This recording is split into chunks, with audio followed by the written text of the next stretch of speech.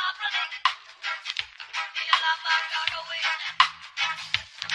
Tatawag na sa Diyos, pero kapag nandiyan ang amin ang pera, mananalo,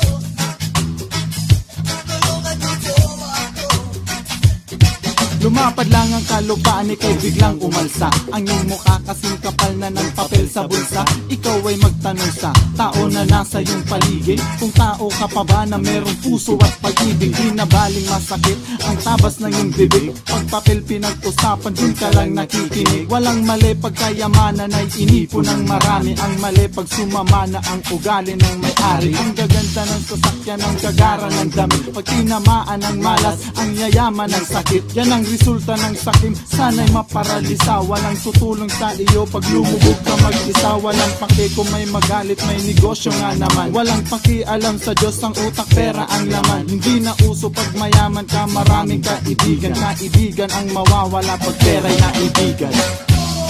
Ang tao kapag walang pera ay napapraning, di alam ang gagawin.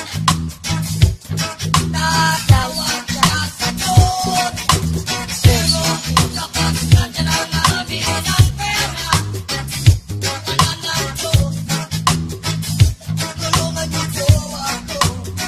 Anak ka ng lintik, lintang makadikit.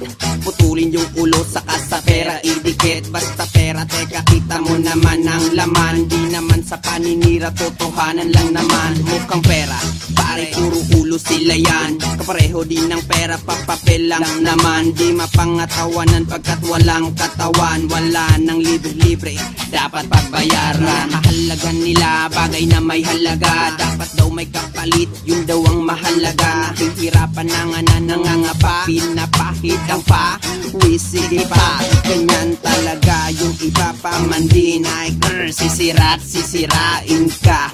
Iba't ibang mukha ng pera, bakit ba ang lahat ng kayamanan gusto ay kanila?